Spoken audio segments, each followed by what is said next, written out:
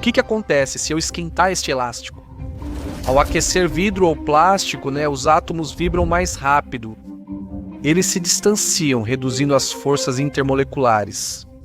Então o material enfraquece. Sob tensão, ele se estica. Porém, ao aquecer este elástico, ocorre o oposto. Na verdade, ele puxa com mais força. O elástico se contrai e o peso sobe. Então por que isso acontece? Bem, a borracha é diferente de qualquer outro material. Ela é a prova d'água. Enquanto se rompe, ela fica mais resistente e pode se esticar até 10 vezes sem danos, retornando ao normal. Essas propriedades a tornaram vital para a vida moderna. Ela compõe tubos e vedantes que transportam gás e água, as correias dos motores e os pneus de carros, caminhões e aviões. Até os trens usam borracha em seus sistemas de suspensão. É um material bem projetado, mas nós não a inventamos. Nossa borracha mais durável ainda vem de uma única fonte natural. Esta árvore é uma fonte ameaçada de extinção. E se isso acontecer, os resultados podem ser devastadores. Você está falando sobre o colapso total da sociedade. Isso poderia ser considerado uma questão de segurança nacional. Você não pensaria que somos tão dependentes disso. Bem, nós somos. E a maioria das pessoas não sabe disso. Elas estão esperando um desastre acontecer.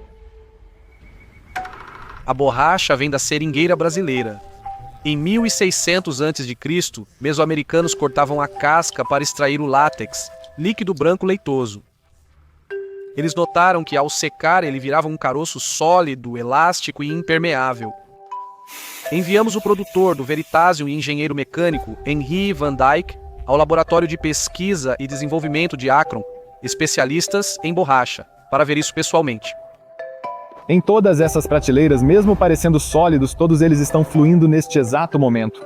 Sério? Se você olhar atrás de uma dessas prateleiras, pode ver que elas estão realmente pingando. Nossa, caramba. Elas estão fluindo mais devagar do que conseguimos perceber. A borracha não processada difere da que conhecemos.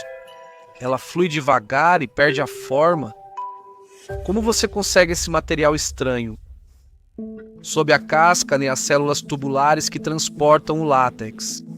Flutuando lá dentro estão muitos pirofosfatos de isopentenila ou IPP. Esse é o bloco de construção ou monômero da borracha. O IPP está presente em toda a natureza, até no seu corpo. Grandes quantidades de nós dependem dessa pequena molécula. Produzimos borracha de cadeia curta no fígado. Chama-se dolicol. Você está o tempo todo produzindo borracha. Você é uma fábrica de borracha. Como assim? Por que eu estou produzindo borracha? É essencial para as membranas celulares. Enzimas especiais usam esses monômeros para formar uma longa cadeia com mais de 10.000 unidades. Eles constroem um polímero. Isto é borracha. Peço aos alunos que imaginem, este é um átomo de carbono e aqui está o próximo ao lado na cadeia, certo? E agora tenho o próximo átomo de carbono. Quantos são necessários para completar a cadeia? Temos centenas de milhares de átomos de carbono na cadeia principal. Você pode então ter quilômetros de distância de uma ponta a outra, se cada átomo tiver o tamanho desta bola de tênis. Mas os polímeros não ficam totalmente esticados assim. Em vez disso, eles estão todos enrolados. Se eu tivesse a primeira bola no centro do cômodo onde estou, as chances da ponta da cadeia sair seriam pequenas. Após secar o látex, resta a borracha bruta, composta por esses polímeros. E é por isso que ela escorre, porque com o tempo todos esses polímeros vão lentamente deslizando uns pelos outros. Ao puxar e soltar a borracha, ela retorna ao normal. Por que isso acontece? Em temperatura ambiente, as cadeias de polímero da borracha estão constantemente vibrando e se chocando umas com as outras, e outras moléculas menores, como moléculas de ar ou moléculas de água presas, também ficam se movendo e batendo nessas cadeias. Agora, quando você estica a borracha, essas cadeias se alinham, mas, enquanto você faz isso, essas cadeias continuam sendo bombardeadas por essas moléculas menores. Então, quando você libera essa tensão, não há mais nada segurando essas cadeias alinhadas e o bombardeio constante das moléculas menores e das outras cadeias faz com que essas cadeias se dobrem novamente. Então a borracha volta ao seu tamanho original. Ao aquecer a borracha, tudo vibra mais rápido, as cadeias se dobram mais e a borracha retorna com mais força. Por isso, ao aquecer a borracha, ela encolhe.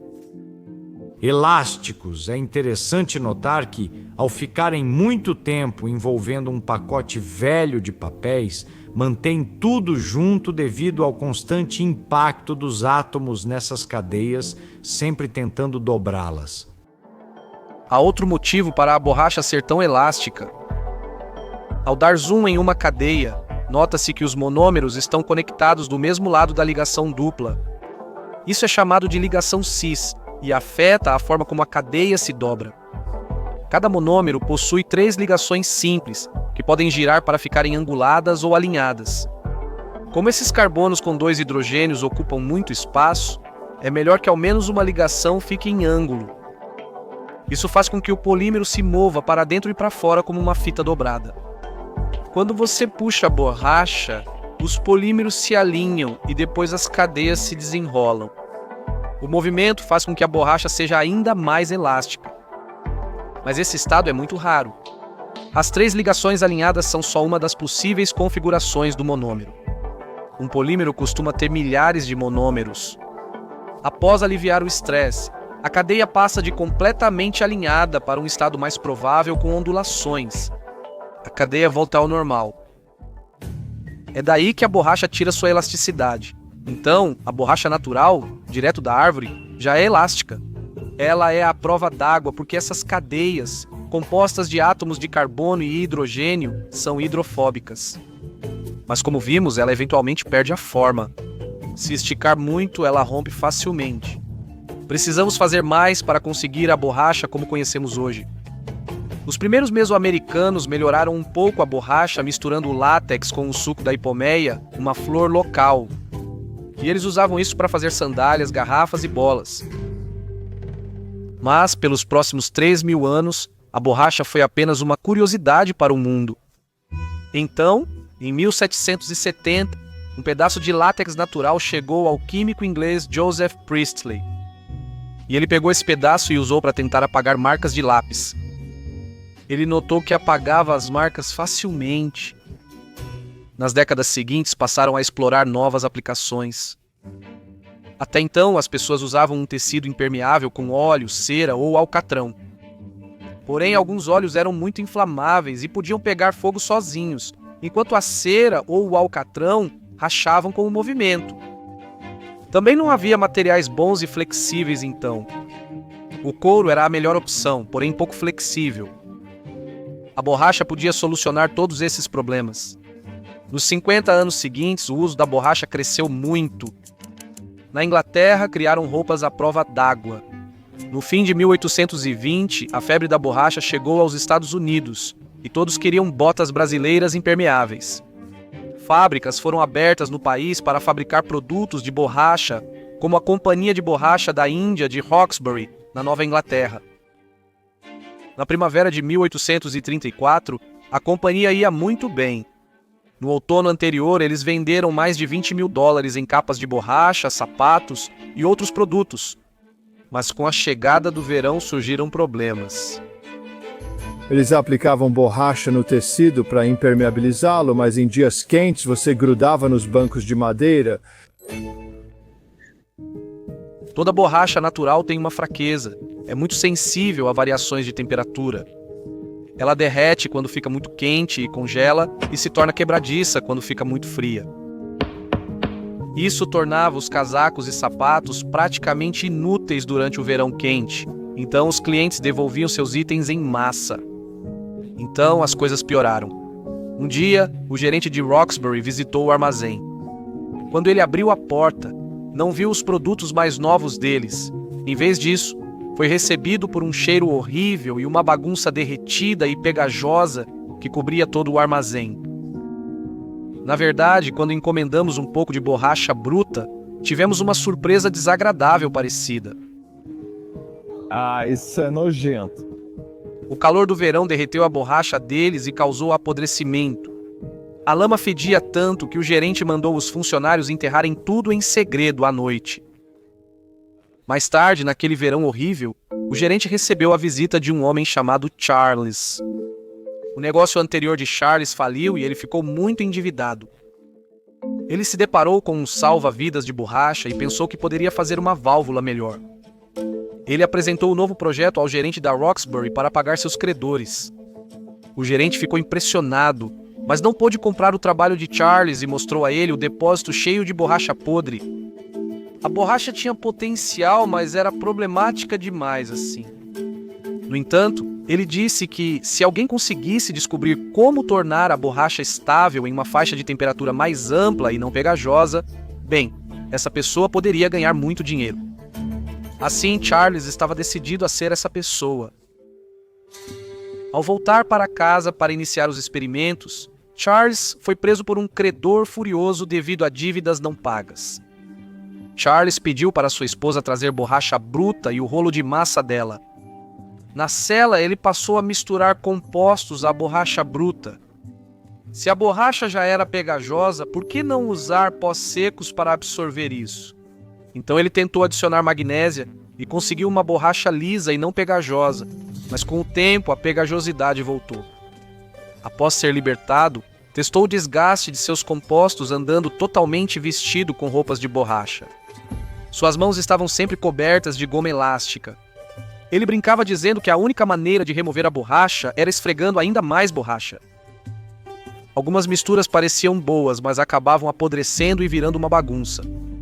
Ele continuou pegando dinheiro emprestado para seus experimentos, mas como todos falhavam, foi preso por dívidas tantas vezes que brincava dizendo ser seu hotel. Mas Charles se recusou a desistir.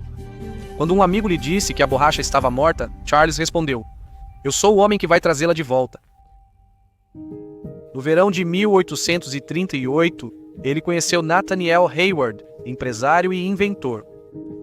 Hayward havia feito seus próprios experimentos com borracha. Em certo momento, ele estendeu uma folha de borracha e polvilhou pó de enxofre sobre ela. Ao expor a folha ao sol, ele notou que ela endureceu e ficou lisa, sem ficar pegajosa. Mas, eventualmente, ela ainda derretia no calor e endurecia no frio. Ele ofereceu seu processo à antiga empresa, mas era tão fedorento que foi rejeitado. Charles percebeu as possibilidades, ajudou Hayward a obter a patente e depois a comprou para usar em seus experimentos. No inverno de 1839, Charles acidentalmente deixou cair borracha com enxofre em um fogão quente.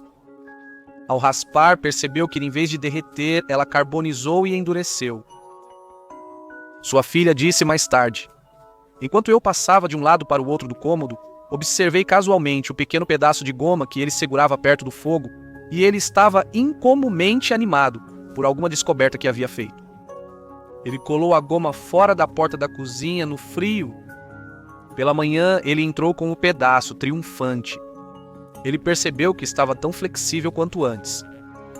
Então, ele havia criado uma nova borracha com propriedades completamente diferentes, uma que parecia ser resistente à temperatura e muito mais forte.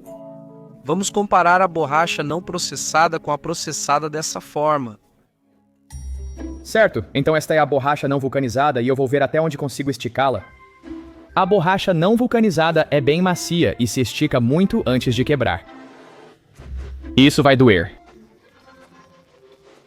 Precisamos vulcanizá-la. O que isso cheira pra você?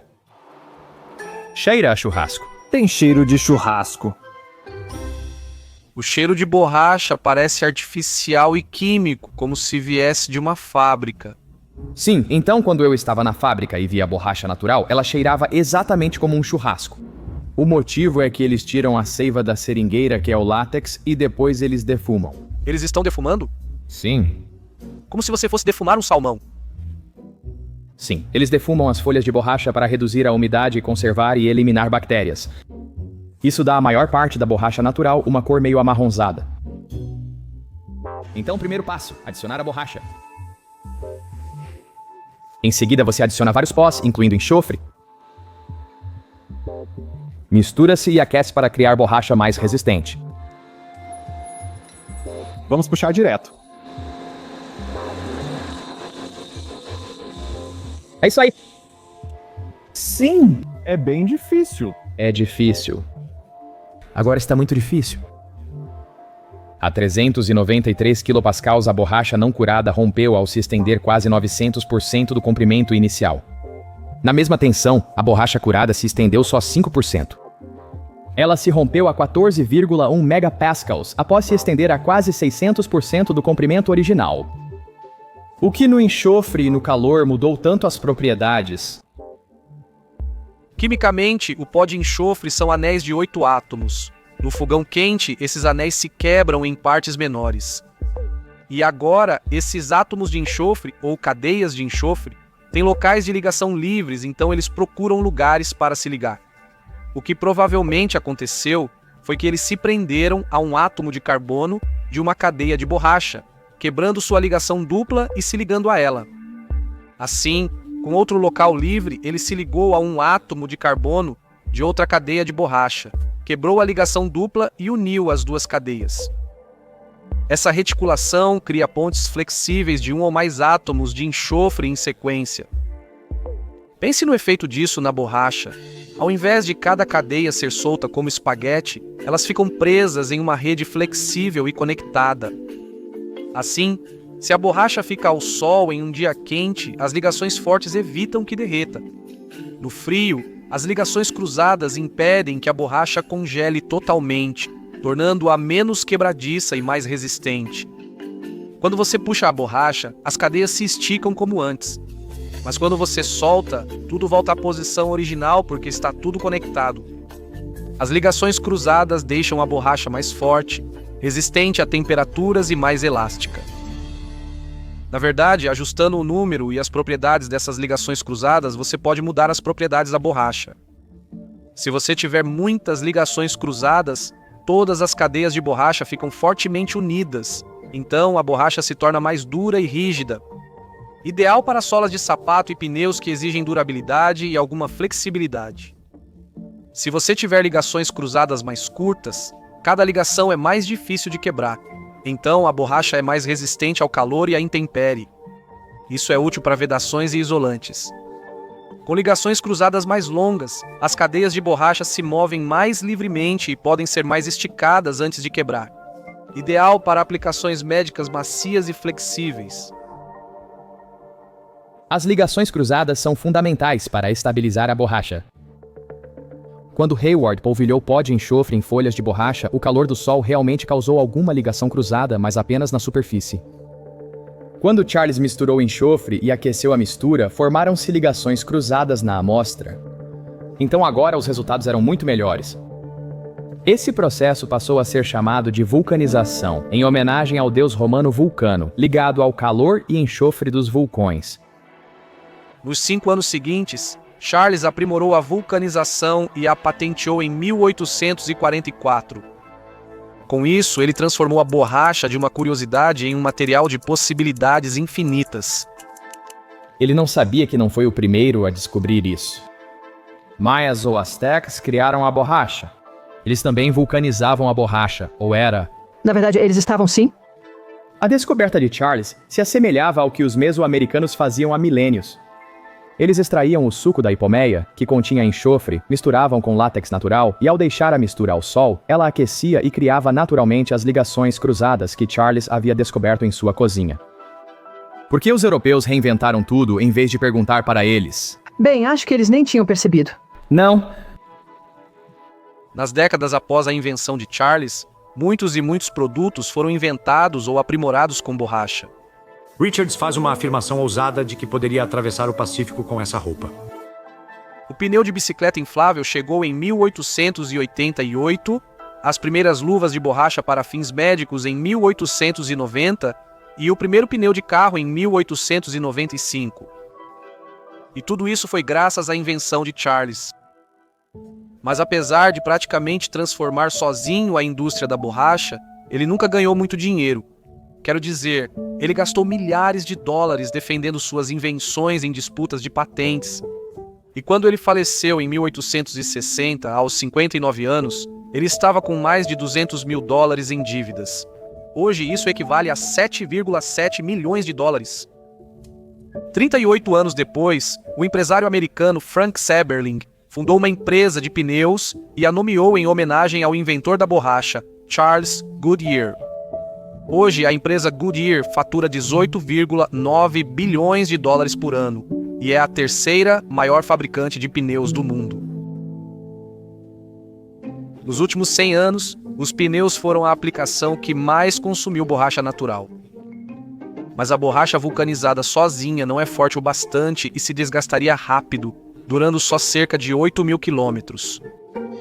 No início dos anos 1900, empresas de carros e pneus testaram aditivos, como o negro de fumo.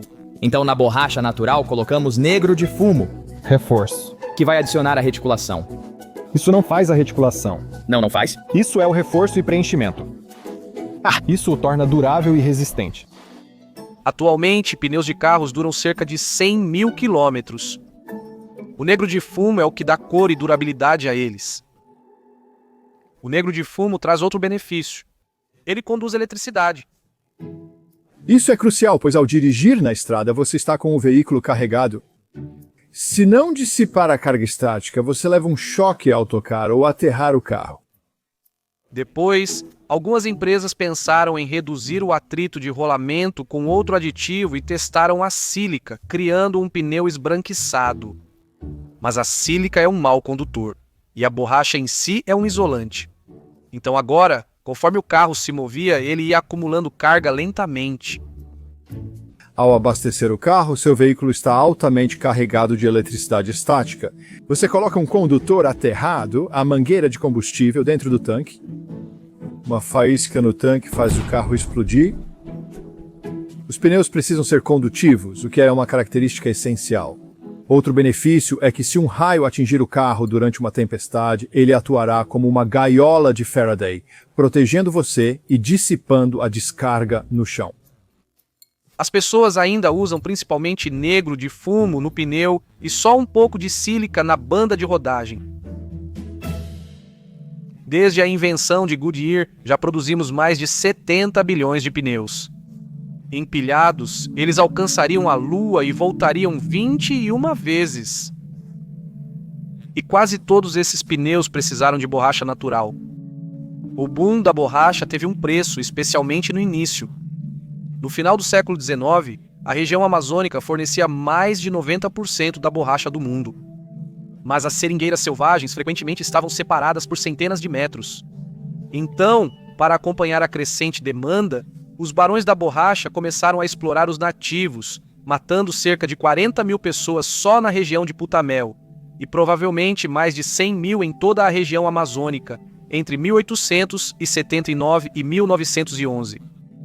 O ativista humanitário Roger Casement disse que ela foi chamada primeiro de borracha da Índia porque vinha das Índias, e o primeiro uso europeu dela foi para apagar ou borrar. Agora é chamada borracha da Índia porque apaga os indianos. É um dos exemplos mais chocantes de genocídio e tratamento cruel dos povos nativos. Mas países como a Inglaterra não aceitavam o monopólio do Brasil. Em 1876, o biopirata Henry Wickham contrabandeou 70.000 sementes de borracha para a Inglaterra. O Império Britânico espalhou essas sementes pelo Sudeste Asiático de clima parecido. Agora, em vez de poucas seringueiras, eles fizeram fazendas enormes só com essas árvores. Essas plantações produziam bem mais que a Amazônia. A participação do Brasil no fornecimento de borracha caiu de mais de 80% em 1907 para 1,6% pouco mais de 3 décadas depois. Na década de 1930, mais de 90% da borracha vinha das colônias britânicas do Sudeste Asiático.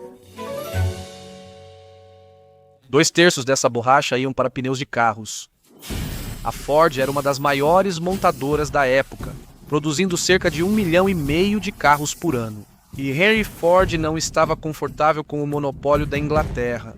Em 1928, ele comprou 10.000 quilômetros quadrados do governo brasileiro para criar uma cidade utópica. Ele a chamou de Fordlândia.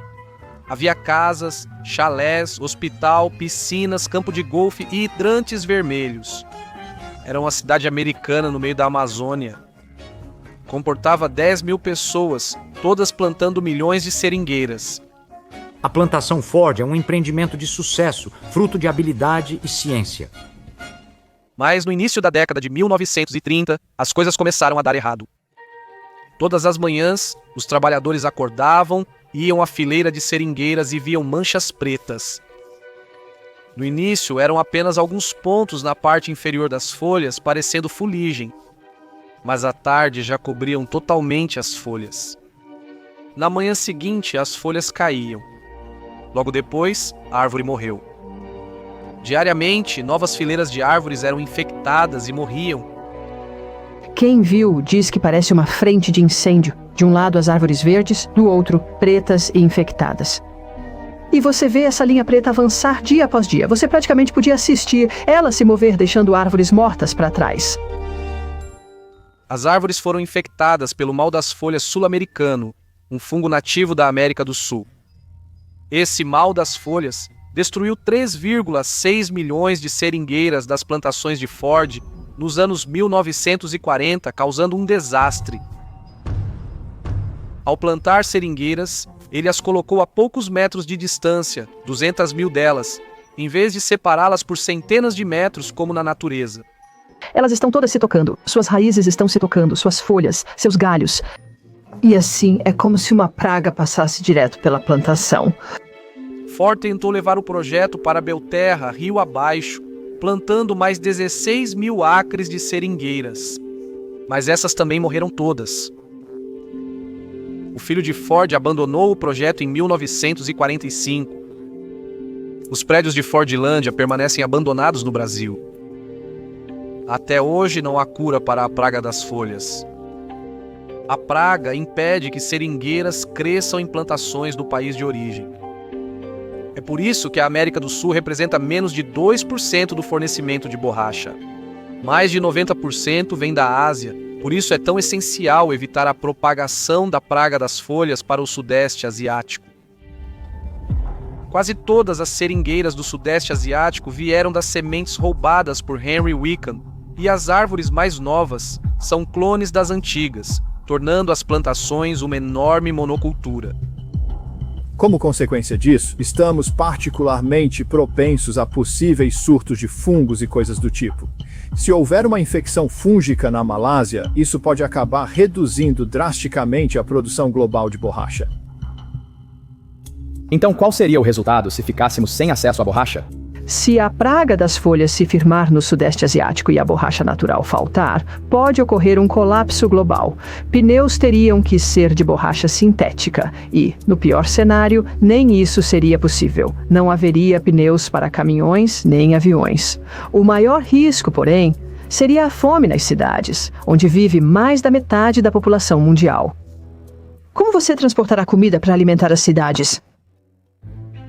Mas algo assim realmente eliminou grande parte do suprimento de borracha há apenas 6 anos.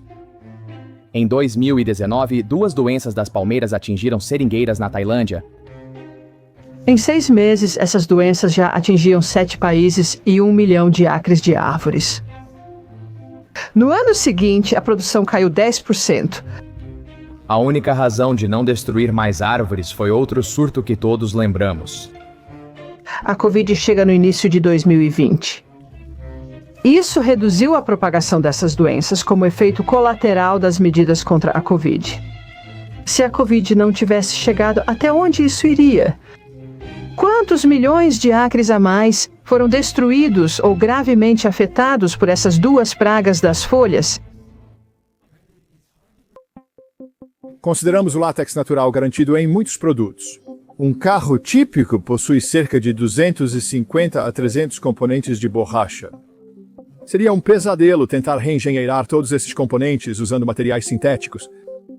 Se perdêssemos a borracha natural e dependêssemos apenas da borracha sintética, ainda seria possível fazer essas aplicações? Isso já aconteceu antes. Se você pensar bem, todos esses polímeros sintéticos vêm daquele pensamento inicial de que não podemos conseguir borracha natural. Precisamos criar outras coisas. É uma questão de segurança nacional. Que loucura! Você pensa, é só um pneu. Mas pense bem, se você não tem pneus, não consegue mover um exército. A pergunta é, se a borracha natural é tão boa, por que não a replicamos em laboratório? Os Estados Unidos tentaram isso quando o Japão cortou 97% do suprimento mundial durante a Segunda Guerra Mundial. Guerras modernas não se vencem sem borracha? O que aconteceu então foi um enorme investimento pelos Estados Unidos, equivalente a 11,1 bilhões nos valores de hoje, em borracha sintética e no cultivo de culturas alternativas de borracha natural. Isso é aproximadamente 1/3 do Projeto Manhattan. As 4 maiores fabricantes de pneus dos Estados Unidos desenvolveram a borracha sintética estireno-butadieno em menos de 3 anos após apostarem nisso. Diferente da borracha natural, o estireno-butadieno é composto por cerca de 25% de estireno e 75% de butadieno. Ambos geralmente vêm do refino do petróleo bruto. Os monômeros são dispersos em água e se combinam em longas cadeias em uma disposição aleatória. Após a vulcanização, a borracha resiste melhor ao atrito que a natural, mas sua resistência à atração é bem menor. Em 1942, os Estados Unidos usavam 99,6% de borracha natural e 0,4% sintética. Já em 1945, passaram para 14% natural e 86% sintética. Atualmente, cerca de 70% da borracha consumida é sintética, sendo a estireno-butadieno a mais comum. Mas, em certos casos, a borracha natural é superior. Se você pensar nos pneus de avião, é absolutamente incrível que eles estejam lá em cima a dezenas de graus abaixo de zero antes de começarem a aterrissar. E então você tem todo esse peso enorme do avião sobre esses pneus pequenininhos que aumentam de temperatura enormemente em um espaço de tempo incrivelmente curto. E só a borracha natural faz isso. Os pneus de avião são feitos de borracha natural, pois não é possível pousar com borracha sintética. O que a borracha natural faz que não conseguimos replicar? Ok, quero que pense. Ao começar a esticar isso, primeiro, o movimento é quase imperceptível. É fácil esticar essa parte. Essa primeira parte é muito simples. Agora pense em quanta força você está usando para continuar esticando. Sim, fica mais difícil. Fica cada vez mais difícil, sim, e então, eventualmente, você vai chegar a um ponto de ruptura. O motivo de ficar mais difícil é que a borracha fica mais resistente ao ser esticada. À medida que você estica os polímeros, eles começam a se alinhar e a se unir por meio de forças intermoleculares fracas, chamadas forças de Van der Waals.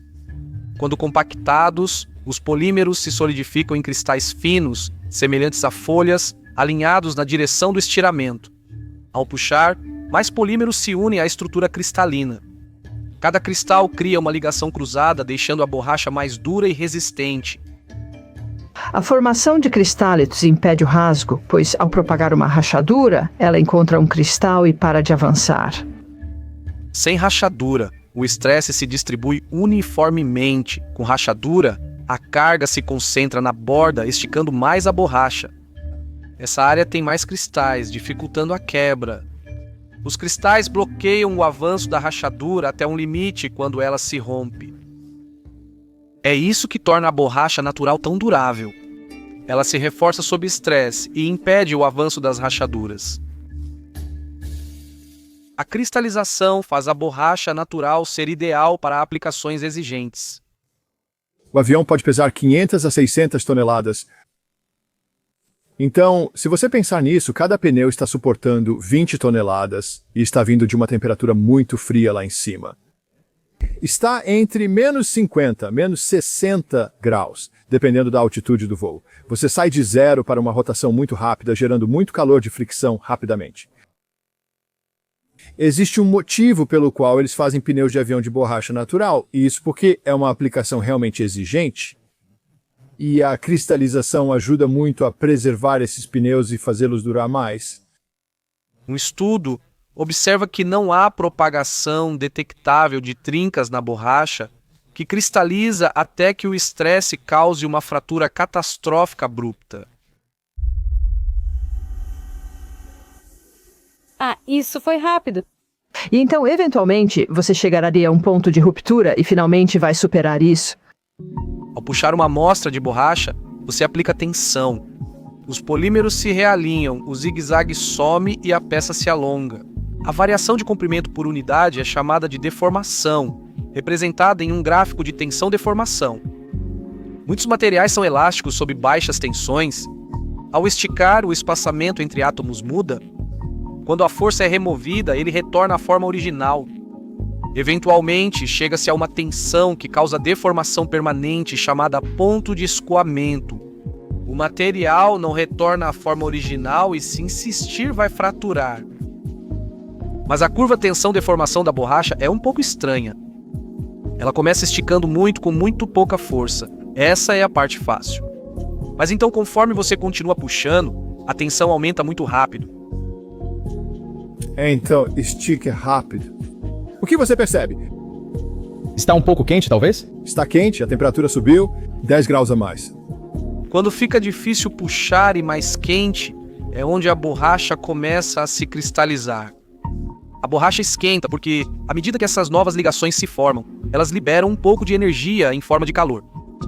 Então, se você continuar esticando, chega ao ponto em que o cristal não consegue mais segurar e ele se rompe. Mas algo estranho acontece se você parar antes desse ponto. A borracha retorna ao normal, porém em um nível mais baixo. Mantenha esticado e mexa um pouco.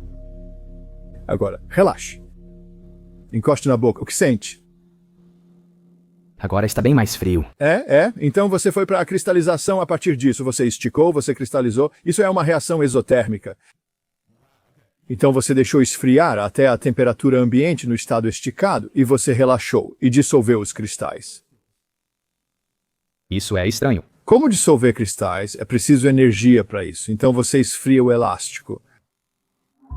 A razão pela qual as duas curvas são diferentes é porque leva mais energia para alinhar os polímeros do que para os polímeros se enrolarem novamente.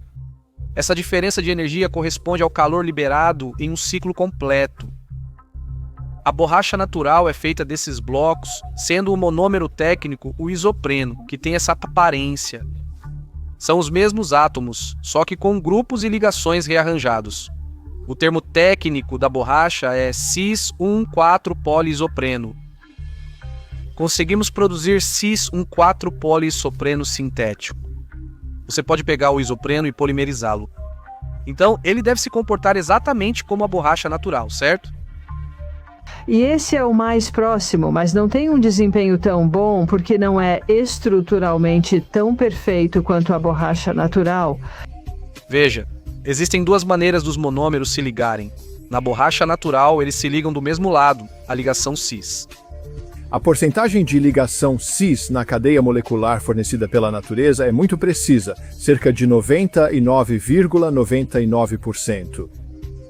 Mas com a borracha sintética, é fácil para os monômeros se ligarem no lado oposto da dupla ligação. Essa é a ligação trans. Agora há mais espaço para eles ficarem planos. Eles não têm folga extra, então esticam menos e cristalizam mal. E quando você faz o equivalente sintético, ele é muito bom, mas é 98% cispoliisopreno. Tem 1 ou 2% que será transpoliisopreno e, portanto, não é tão suscetível à cristalização e não é tão bom e não tem as mesmas propriedades de resistência que a borracha natural teria. Em um teste de tração, a borracha sintética alongou até 600% antes de romper, suportando cerca de 9,1 megapascals, enquanto a natural resistiu a mais de 14,1 megapascals. Em alguns casos, a borracha sintética supera a natural. Em baixa tensão, sem cristalização, a borracha natural perde vantagem. Por isso, a sintética é usada na banda de rodagem de pneus de carros para maior resistência à abrasão. A borracha nitrílica, uma borracha sintética usada em luvas, também impede que produtos químicos mais agressivos passem através dela. Então, no polissofeno costumávamos ver, digamos, em agentes quimioterápicos, talvez de 80% a 90% de permeação. Na nitrila vemos cerca de 10% a 20%. Uau! Então é muito melhor. Isso é muito... Sim, é. Para uma funcionária de um centro de câncer, isso é muito... Luvas de nitrila surgiram nos anos 1980 durante a pandemia de AIDS devido ao aumento das alergias ao látex. Surpreendentemente, as luvas não eram obrigatórias para todos os procedimentos até que o CDC publicou uma exigência para prevenir a transmissão do vírus HIV em 1987. Após isso, a demanda por luvas saltou de 300 milhões para mais de 36 bilhões de dólares até o fim dos anos 80. Bem, dezenas de novas fábricas de luvas de látex surgiram para atender a demanda. Normalmente, depois que um molde é mergulhado no látex, a luva é lavada e muitas proteínas da árvore são simplesmente removidas. Mas então eles eliminaram essa etapa. Isso fazia com que todas as proteínas solúveis permanecessem na luva. Quando enfermeiros ou médicos colocavam ou tiravam essas luvas em pó sem lavar, espalhavam proteínas no ar. A equipe de enfermagem respirava essas partículas, respirava aquele pó durante todo o turno e aquilo ia para os pulmões. E os pacientes, você tem essas luvas com uma quantidade enorme de proteínas sendo lavadas dentro do seu corpo. Milhares de pessoas foram expostas o suficiente para se tornarem alérgicas ao látex. No início dos anos 90, diziam que após 4 cirurgias você provavelmente teria alergia ao látex tipo 1. Após 10, era certo. Então, os fabricantes receberam reclamações suficientes para que começassem a fazer a lixiviação novamente. Mas, a essa altura, já era tarde demais. Mesmo que algo tenha sido devidamente lixiviado, se alguém tiver esse tipo de alergia ao látex tipo 1, ainda assim vai reagir a isso. As luvas de nitrila previnem essa alergia, mas para cirurgias longas, alguns médicos ainda preferem a luva mais macia e confortável que vem do látex natural. Então, a doutora Cornish tem trabalhado em uma borracha natural alternativa da planta guaiúli, que não possui as proteínas às quais as pessoas são alérgicas. Essa planta pode crescer em climas desérticos e produz uma borracha mais forte e macia do que até mesmo a seringueira brasileira. Além de ajudar na alergia ao látex, ampliar o cultivo da guaiúli também protege caso a praga atinja o sudeste asiático. Transporte, saúde, construção, existem tantas indústrias que dependem da borracha natural. Há regras para controlar a praga das folhas sul-americana e é difícil ter voo direto do Brasil ao sudeste asiático. Mas não é impossível. Parece uma visão limitada deixar a indústria vulnerável a tipo um único voo ruim. Para um material que só se tornou útil há cerca de 200 anos, agora é difícil imaginar a vida sem ele. Ao criar Fordlândia, Henry Ford não consultou especialistas em seringueiras que poderiam alertá-lo sobre a praga. Então vamos não cometer esse mesmo erro novamente.